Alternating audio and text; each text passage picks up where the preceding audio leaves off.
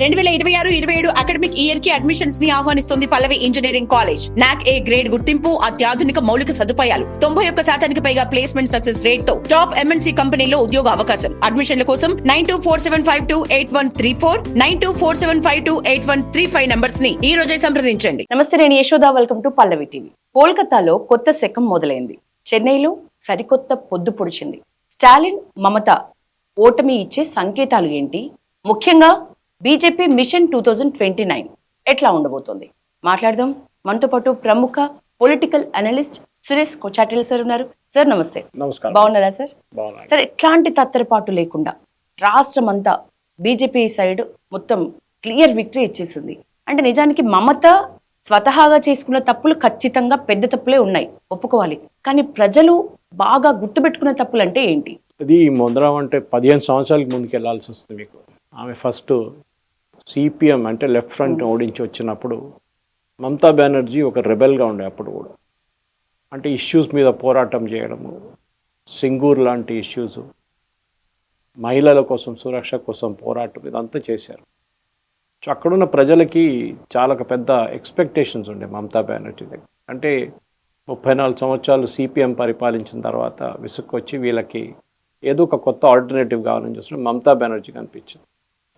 ఆమె కాంగ్రెస్ నుంచి బయటకు వచ్చి తృణమూల్ కాంగ్రెస్ ఫామ్ చేసుకున్న తర్వాతనే 2011లో ఫస్ట్ టైం ఆమె పవర్లో వచ్చింది. దాని తర్వాత 16, దాని తర్వాత 21, మళ్ళీ ఇప్పుడు 26కి వచ్చింది. 26కి వచ్చినప్పుడు సిచ్యువేషన్ మొత్తం మారిపోయింది.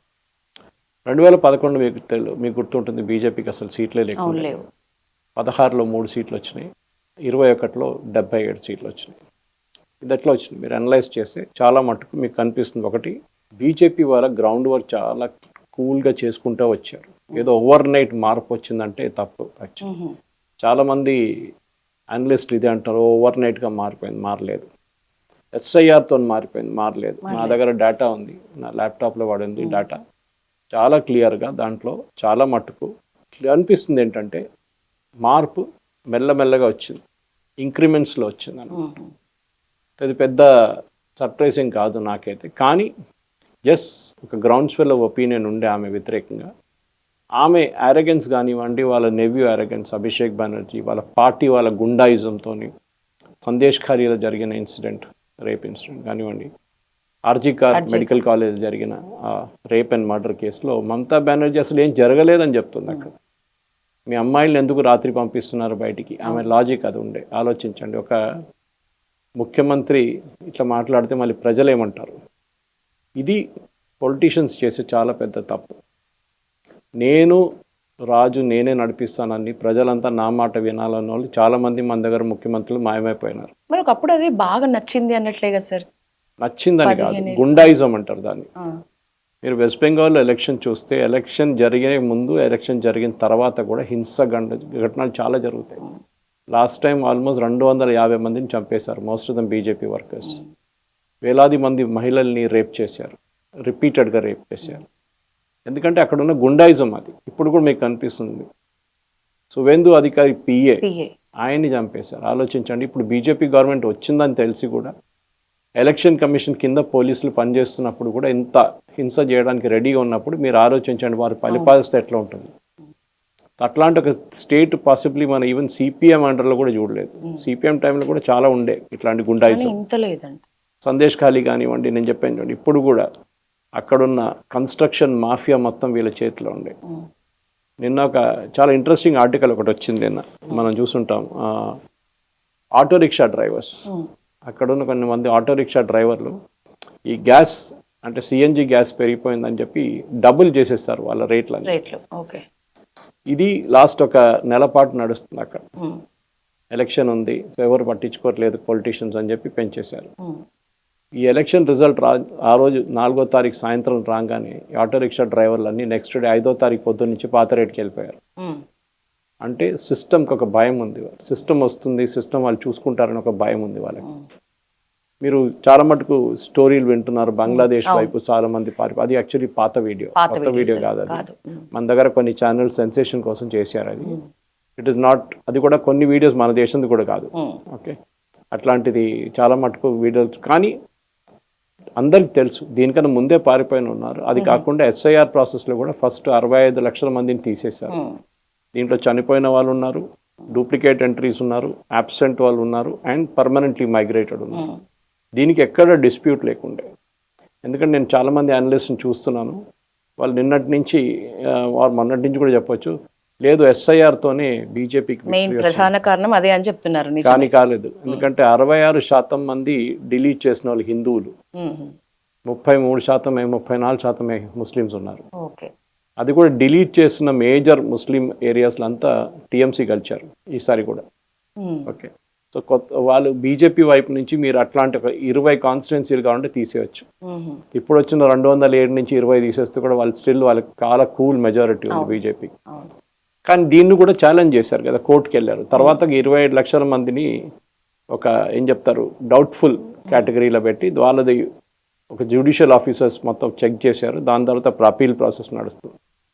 మీరు ఆ 20 లక్షలు కూడా తీసుకుంటే కూడా మీకు బీజేపీకి అప్పుడు కూడా 160 నుంచి 170 సీట్లు వస్తుంది. ఎక్కడ పోతుంది? మార్పు వచ్చింది. మార్పు ఎక్కడ వచ్చిందంటే మెయిన్లీ ఎప్పుడు దాకా బీజేపీ ఒక్క సీటు గెలవని కల్కటాలో సిటీలో 11 సీట్లు ఉన్నాయి, ఒక్కటి కూడా గెలవలేదు 3 సార్లు. 3 కాదు, దానికన్నా ముందు కూడా ఎప్పుడు గెలవలేదు. అక్కడ ఈసారి 6 సీట్లు గెలిచారు. 24 Parganas, hard core north and south Parganas వీళ్ళ చేతిలో ఉంది. ఇన్ఫాక్ట్ 126 కాన్స్టిట్యున్సీలు ఉన్న ఏరియా మొత్తం కదా, హౌరా, హూగ్లీ, కోల్కతా, 24 పర్గనాస్, నార్త్ పర్గనాస్, సౌత్ పర్గనాస్ తీసుకుని అన్నీ కలుపుకుని చుట్టుపక్కల అన్ని డిస్ట్రిక్ట్స్ తీసుకుని 126 సీట్లు ఉన్నాయి. దాంట్లో 108 నుంచి 110 సీట్లు ఎప్పుడు టీఎంసీ గెలుస్తుండే. అంత పెద్ద రిగ్గింగ్ నడుస్తుండే. మీకు అక్కడ తెలుసు, ఒక కాన్స్టిట్యున్సీలో ఈసారి ఎలక్షన్ క్యాన్సిల్ చేశారు ఫల్టా అని చెప్పేసి. పెద్ద మచ్చుకు రిగ్గింగ్ జరిగింది. ఆలోచించండి, ఈవీఎంలు ఉన్నప్పుడు రిగ్గింగ్ ఎట్లా నడుస్తుంది అంటే కంప్లీట్ టేక్ ఓవర్ చేసుకున్నారు వాళ్ళు. స్టేట్ మెషినరీ ఉన్నారు, స్టేట్ మెషినరీ కూడా వాళ్ళతోనే పనిచేస్తున్నారు. లక్కీలీ ఆ రోజు అక్కడ సిఆర్పిఎఫ్ వాళ్ళు ఉన్నారు, వాళ్ళు అడ్డుకున్నారు. వాళ్ళు ఇమ్మీడియట్లీ ఎలక్షన్ కమిషన్ రిపోర్ట్ చేస్తే అక్కడ ఎలక్షన్ క్యాన్సిల్ చేశారు ఆ కాన్స్టిట్యున్సీ. లేకుంటే అట్లనే నడుస్తుంది. సో మమతా బెనర్జీ వ్యతిరేకత అనేది ఆమెకు అరోగెన్స్లో మీకు తెలిసిపోతుంది. ఇప్పుడు కూడా సీఎం పదవికి రాజీనామా చేయను అయిపోయింది కదా, సీఎం రాజీనామా ఏంటి, అసెంబ్లీయే పోయింది. ఇప్పుడు నిన్న రాత్రి నుంచి అసెంబ్లీ లేదు, దట్ ఈస్ 6వ తారీఖు రాత్రి నుంచి లేదు. 7వ తారీఖు కొత్త అసెంబ్లీ ఫార్మేషన్కి గవర్నర్ గెసెట్ నోటిఫికేషన్ ఇష్యూ చేశారు.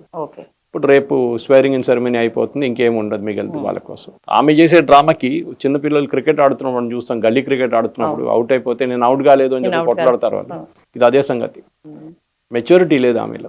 70 సంవత్సరాల లేడీ, కానీ మెచ్యూరిటీ లేదు. మీరు చూడండి, స్టాలిన్ ఓడిపోయారు. స్టాలిన్ ఏం చేశారు, రాజీనామా పంపించారు. ఆయన కాన్స్టిట్యున్సీకి వెళ్ళి కలిసారు, ఓడిపోయిన కాన్స్టిట్యున్సీకి వెళ్ళారు ఆయన. పినరాయి విజయన్ ఓడిపోయారు, అదే రోజు సాయంత్రం రాజీనామా గవర్నర్కి పంపించారు. గవర్నర్ కేర్ టేకర్ చీఫ్ మినిస్టర్గా కంటిన్యూ చేయమన్నారు కొత్త. ఈవెన్ స్టాలిన్ కేసులో కూడా అంతే. అది డీసెన్సీ ఉంటుంది, పబ్లిక్ మొరాలిటీ అంటారు దాన్ని. ఈమెకి అదంతా లేదు. ఈమెకి ఏంటంటే నేనే ఉండాలి, నేనే గెలుస్తాను, కాన్స్టిట్యూషన్ పోతే పోయింది, అందరు దొంగలు. ఇప్పుడు ఈమెం చేసిందని 2 సంవత్సరాలు. ఇప్పుడు ఎంక్వైరీ రాబోతుంది చూడండి, ఒక్కడి తర్వాత ఒక వికెట్లు పడతాయి ఇప్పుడు. ఓకే, ఇన్ని మర్డర్లు, ఇన్ని రేప్లు జరిగింది. సందేశ్ ఖాళీలో ఉన్న మహిళలు వెళ్ళి కొడుతున్నారు అక్కడ ఉన్న ఈ పొలిటీషియన్స్ని, టీఎంసీ పొలిటీషియన్స్ని. ఇప్పుడు వాళ్ళని గుంజి బయట తీసుకొచ్చి కొడుతున్నారు. కల్కటాలో న్యూ మార్కెట్ ఏరియా అక్కడ చూసాం మనం, డెమాలిషన్స్ జరిగింది, ఇల్లీగల్ అన్ని ఇల్లీగల్గా ఫుట్పాత్ మీద కట్టుకున్నారు షాపులు. ఎవ్వరు వాళ్ళని ముట్టారు, ఎందుకంటే మొత్తం టీఎంసీ చేతిలో ఉండే. ఒక మాఫియా స్టేట్ లాగా నడిపించారు వీళ్ళు. స్టేట్ అంటే గుర్తొచ్చింది నాకు ఎప్పటి నుంచో ఒక డౌట్ సార్. ఒక ఢిల్లీ, ఒక ముంబై, ఒక హైదరాబాద్, ఒక చెన్నై ఇట్లా వినిపించినట్టు కోల్కతా పేరు వినిపించదు ఫస్ట్ నుంచి కూడా. ఒకప్పుడు మన దేశ రాజధాని కదా సార్ కోల్కతా. కరెక్ట్. ఎందుకని ఇంత ఆ పేరు వెనకబడడం? ఈస్ట్ ఇండియా కంపెనీ టైంలో రాజధాని ఉండే. ఈస్ట్ ఇండియా కంపెనీ వాళ్ళు భారతదేశంలో ఎంటర్ చేసింది మచిలీపట్నం నుంచి. చాలా మందికి తెలియదు అది. మచిలీపట్నం నుంచి ఎంటర్ చేశారు. అప్పుడు పెద్ద పోర్ట్ ఉండేది. అక్కడ నుంచి దగ్గర కల్కటా. వాళ్ళు కల్కటాకి వెళ్ళారు, అక్కడ క్యాపిటల్ పెట్టుకున్నారు, రాజధాని పెట్టుకున్నారు. తర్వాత బ్రిటిష్ వాళ్ళు కూడా అక్కడే వాళ్ళు రాజధాని పెట్టుకున్నారు. కానీ ఆ టైంలో ఉన్న ఇండస్ట్రీస్ అక్కడ బ్రిటిష్ వాళ్ళు చాలా మటుకు పెట్టుబడి పెట్టారు. వాళ్ళు సెల్ఫిష్ మోటివ్ ఉండే వాళ్ళకి, ఇంగ్లాండ్కి డబ్బులు తీసుకురావడానికి, కానీ పెట్టారు. అంతతో పెద్ద పెద్ద కంపెనీలు, ఐటీసీ కానివ్వండి, డన్లప్ కానివ్వండి, మెటల్ బాక్స్ కానివ్వండి, చాలా పెద్ద పెద్ద కంపెనీలు ఉండే అక్కడ. అన్నీ మూతపడ్డది. ఎందుకంటే కమ్యూనిస్ట్ వాళ్ళు ఒక కంపెనీ పెడితే జెండా పెట్టేస్తారు, అప్పుడు వాళ్ళు పారిపోతారు అక్కడి నుంచి. సో మమతా బెనర్జీ తప్పని చెప్పలేము, కానీ మమతా బెనర్జీ సింగూర్లో చేసిన డ్రామాతోని ఒక ముఖ్యమంత్రి చేస్తే మళ్ళీ ఎవరు వస్తారని చెప్పి అదే ప్లాంట్ గుజరాత్కి వెళ్ళింది. నానో ప్లాంట్, టాటా నానో, అక్కడ సనంద్లో వాళ్ళు ప్లాంట్ పెట్టుకున్నారు. ఇప్పుడు నానో బంద్ అయింది, కానీ మిగతా ప్రోడక్ట్స్ అక్కడి నుంచి వస్తున్నాయి. సో ఆ ముఖ్యమంత్రి ఇట్లా చేస్తే మళ్ళీ ఎవరు వస్తారు, ఎవరు పెట్టుబడి పెడతారు?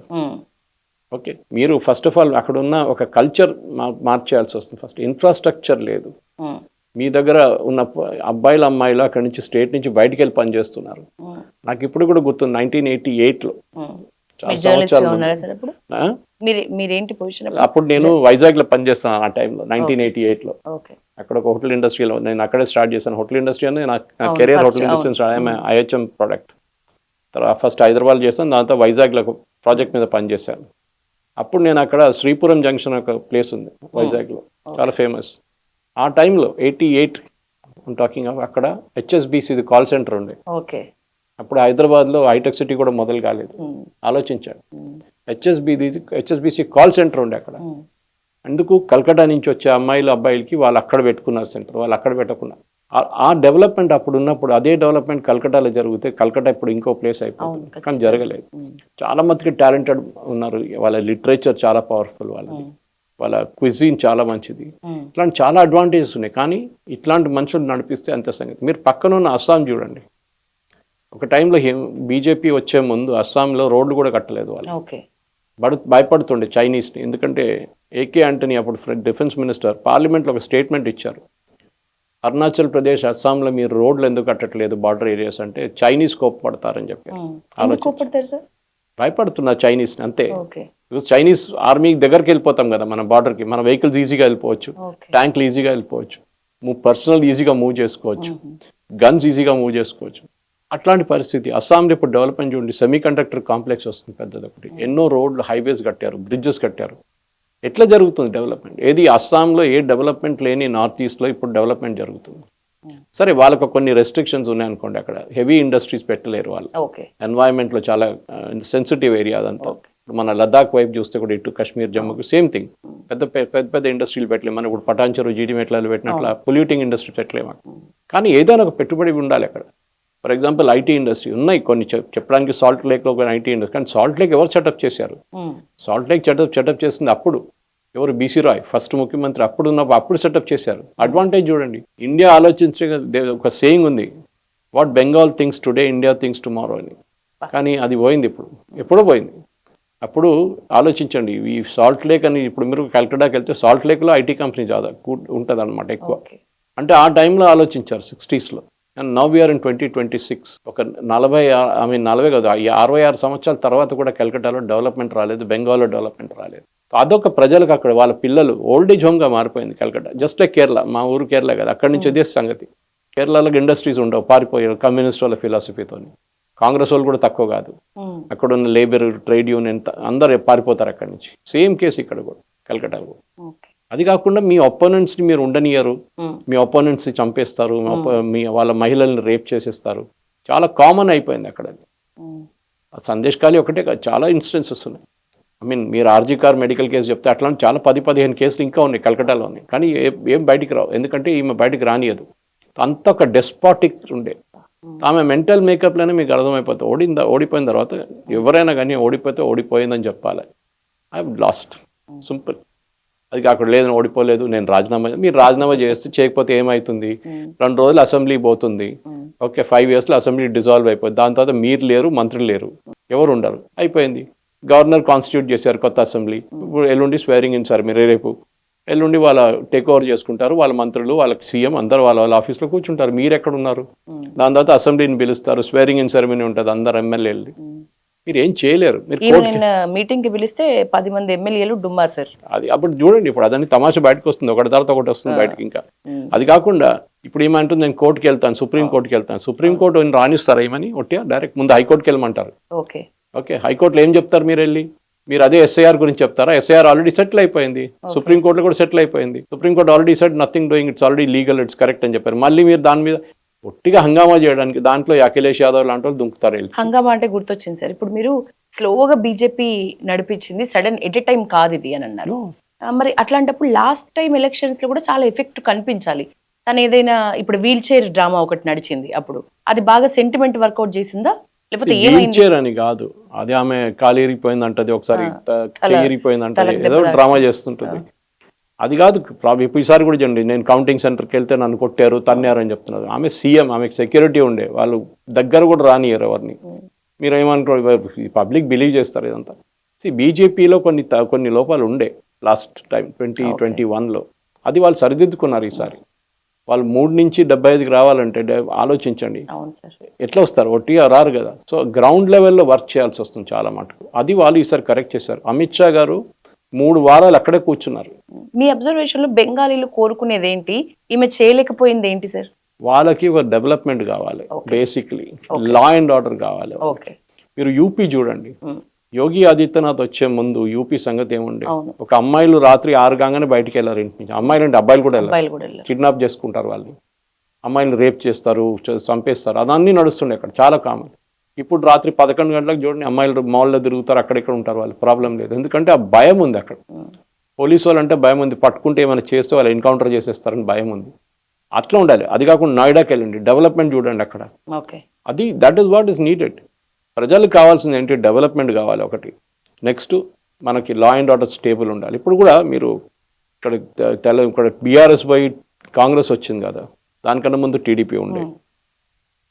Development consistent. మీరు ఔటర్ రింగ్ రోడ్ తీసుకోండి, అది మొదలైంది చంద్రబాబు నాయుడు టైంలో, కంటిన్యూ అయింది రాజశేఖర రెడ్డి టైంలో, రోసయ్య, కిరణ్ కుమార్ రెడ్డి, దాని తర్వాత బీఆర్ఎస్ చంద్రశేఖరరావు ఆయన, దాని తర్వాత కేసీఆర్ తర్వాత నెక్స్ట్ ఇప్పుడు రేవంత్ రెడ్డి.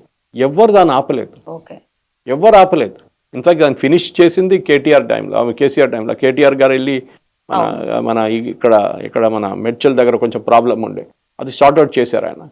సార్ట్అవుట్ చేసిన తర్వాతనే అది మొత్తం క్లియర్ అయిపోయింది. అది ఇది అర్థం చేసుకోవాలి. డెవలప్మెంట్ అనేది ప్రజలకు కావాలి. ఎందుకంటే వాళ్ళు మంచి రోడ్లు కానీ, వాళ్ళు టోల్ చేయడానికి రెడీగా ఉన్నారు, కానీ మంచి రోడ్లు కావాలి, మంచి డెవలప్మెంట్ కావాలి, సిటీలో క్లెన్లీనెస్ ఉండాలి, లా అండ్ ఆర్డర్ ఉండాలి. సాయంత్రం 10-11 అయినా కానీ రోడ్డు మీద ఫ్యామిలీతో వెళ్ళడానికి మీరు భయపడకూడదు, ఇది ఉండాలి. సువేందు అధికారి అసిస్టెంట్ చంపేశారంటే మళ్ళీ మిగతా నార్మల్ సిటిజన్కి ఏం సెక్యూరిటీ ఉంటుందండి? ఇది అక్కడ ఉన్న లా అండ్ ఆర్డర్. అది కూడా కొత్త గవర్నమెంట్ వచ్చిందని తెలిసి కూడా అనమాట. కొత్త గవర్నమెంట్ వచ్చిన తర్వాత చూడండి, ఇంకొక యూపీ లాగా తయారవుతుంది. ఆ యూపీ నుంచి అమిత్ షా గారు ఆల్రెడీ ఒక ఐపీఎస్ ఆఫీసర్ పంపించారు స్పెషల్ డెప్యుటేషన్లో ఇక్కడికి. చాలా టఫ్ మనిషి. మళ్ళీ ప్రతిపక్షంగా ఉండేది మమతనే కదా సార్? ఉండొచ్చు, ప్రతిపక్షం ఉండాలండి. ప్రతి డెమోక్రసీలో ప్రతిపక్షం ఉండలేకుండా లేచి మేమేం చేయలేరు. ప్రతిపక్షం అనేది చాలా ఇంపార్టెంట్. కానీ ప్రాబ్లం ఏంటంటే ప్రతిపక్షం ఉన్నప్పుడు కూడా మీరు మెచ్యూర్ ప్రతిపక్షంగా బిహేవ్ చేయాలి. మీరు అది కాకుండా నేను ఓడిపోయాం. ఇప్పుడు ఒకసారి ఫరూక్ అబ్దుల్లా గారు రాహుల్ గాంధీకి చెప్పారు, లాస్ట్ ఎలక్షన్లో ఓడిపోయిన తర్వాత రాహుల్ గాంధీ ఓట్ చోరీ అది ఇది మళ్ళీ మొదలు పెడితే ఒమర్ అబ్దుల్లా అన్నారు, నేను కూడా దానికన్నా ముందున్న ఎలక్షన్ ఓడిపోయాను, ఈసారి నేను గెలిచాను. నేను ఓడిపోయినప్పుడు నేను ఓట్ చోరీ అని చెప్పలేదు. జరిగింది, ఓడిపోయాం, ఫైన్. ఈవెన్ తేజస్వి యాదవ్ బీహార్లో జరిగినప్పుడు కూడా అన్నారు, yes we lost, we will work it out. ఇప్పుడు స్టాలిన్ ఏమన్నాడు, ఎస్ ఓడిపోయాం. అక్కడ కూడా 1 కోటి మందిని తీసేశారు. ఇది వెస్ట్ బెంగాల్ కన్నా ఎక్కువ మంది ఓటర్ని తమిళనాడులో తీసేశారు. కానీ అక్కడ ఒక్కరైనా ప్రాబ్లం క్రియేట్ చేశారు? ఎవరు లేదు. ఆయన కూడా చెప్పొచ్చు, అరే మీరు ఎస్ఐఆర్ తీసేశారు దానికోసం నేను ఓడిపోయాను చెప్పి. లేదు, it was a clean process. 2002లో జరిగిన ఎస్ఐఆర్ తర్వాత 2026లో జరిగింది. దీని నడిమిట్లో ఎంతోమంది చనిపోయారు, వాళ్ళ లిస్ట్ నుంచి తీయలేదు. ఎంతోమంది డూప్లికేట్ కార్డులు తయారు చేసుకున్నారు. ఎందుకంటే ఒక కాన్స్టిట్యున్సీ నుంచి ఇంకో కాన్స్టిట్యున్సీకి ఇంకో కార్డు తయారు చేసుకుంటారు. మూడోది ఎంతోమంది మైగ్రేట్ అయిపోయారు, స్టేట్ నుంచి బయటికి వెళ్ళిపోయారు, భారతదేశం మిగతా, కానీ అదర్వైజ్ అబ్రాడ్ వెళ్ళిపోయారు.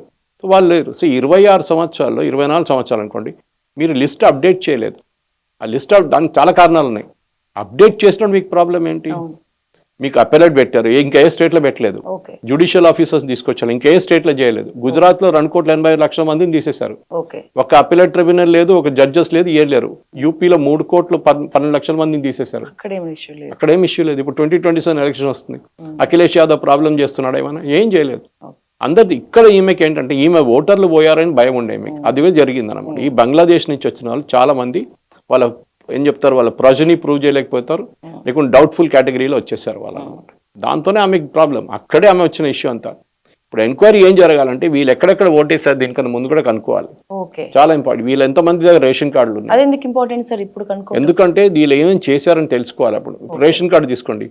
మన దేశంలో బంగ్లాదేశ్ వాళ్ళు వచ్చి ఎందుకంటే బియ్యం తీసుకెళ్ళాలి, గోధుమలు తీసుకెళ్ళాలి, పంచదార ఎందుకు తీసుకెళ్ళాలి, వాళ్ళకి ఎందుకు ఇవ్వాలి, అదంతా వాళ్ళకి ఎందుకు హెల్త్ కేర్ ఇవ్వాలి, వాళ్ళు తెరుగు కొట్టాలి ఇక్కడి నుంచి. నేను బంగ్లాదేశ్ ఫారెన్ మినిస్టర్ అంటాడు, మేము ఎవరిని తీసుకో, మీరెవరండి, you are a small nation, you better listen to us. తోసి పడేస్తాం అటువైపు మనం, అంతే. బంగ్లాదేశ్ వాళ్ళని ఇక్కడ ఉండకూడదు. ఇది చాలా సింపుల్. ఇప్పుడు యూఎస్లో ఏం చేస్తున్నారు ప్రెసిడెంట్ ట్రంప్, అదే చేస్తున్నారు కదా. ఆయన అంటున్నారు మా దేశం అంతే. మీరు మెక్సికో నుంచో వెనుజులా నుంచి వచ్చి మీరు అమెరికా ఫస్ట్.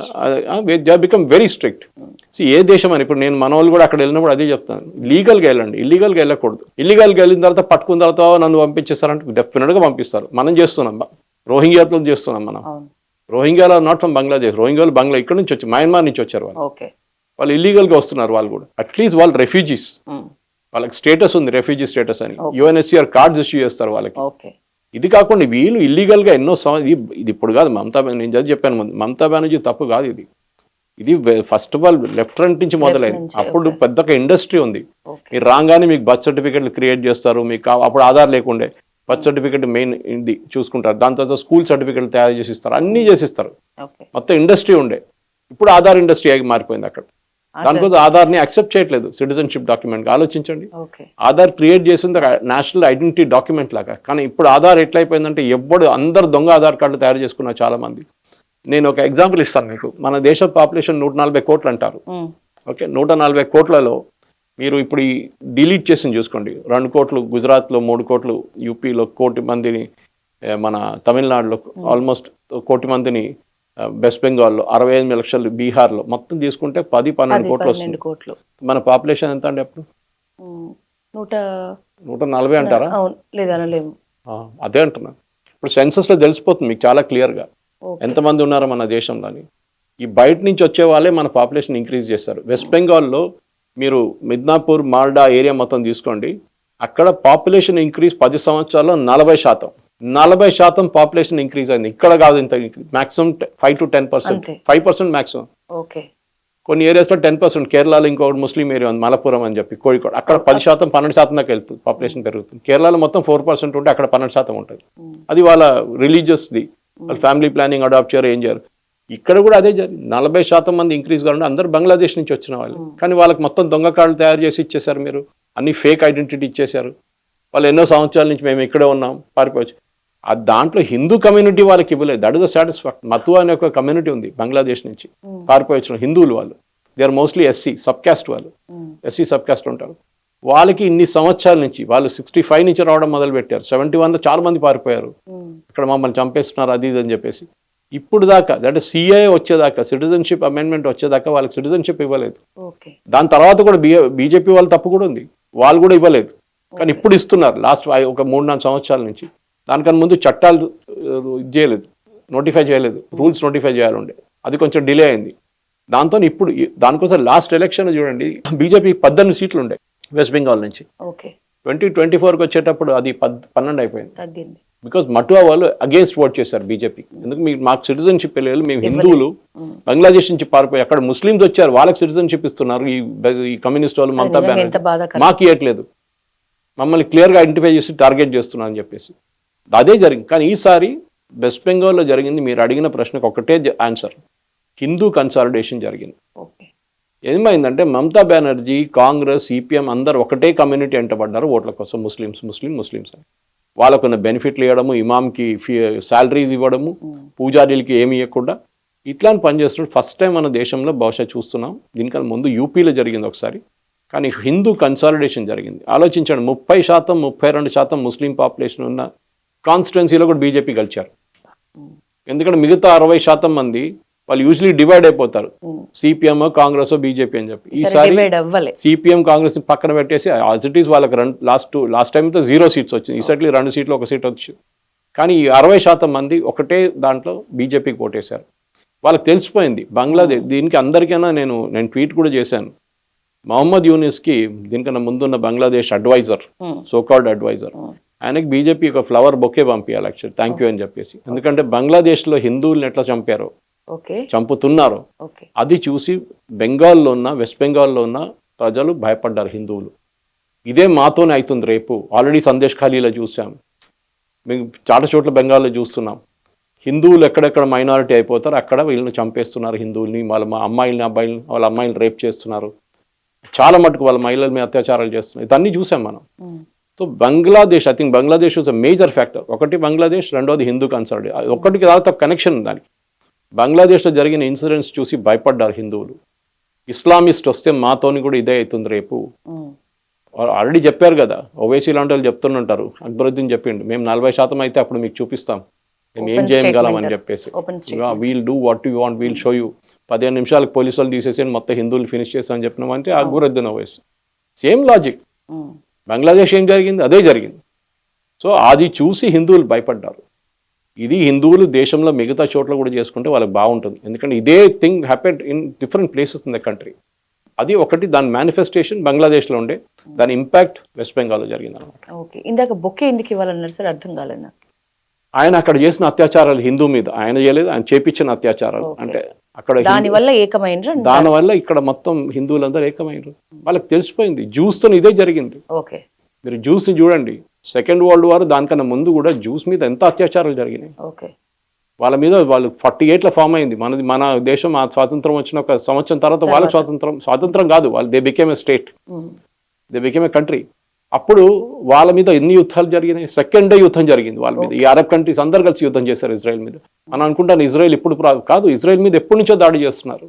60 సంవత్సరాల నుంచి అరబ్ దేశాలు అన్ని ఇజ్రాయెల్ మీద పడున్నారు. జ్యూస్ ఉండకూడదు, జ్యూస్ని ఫినిష్ చేయాలి.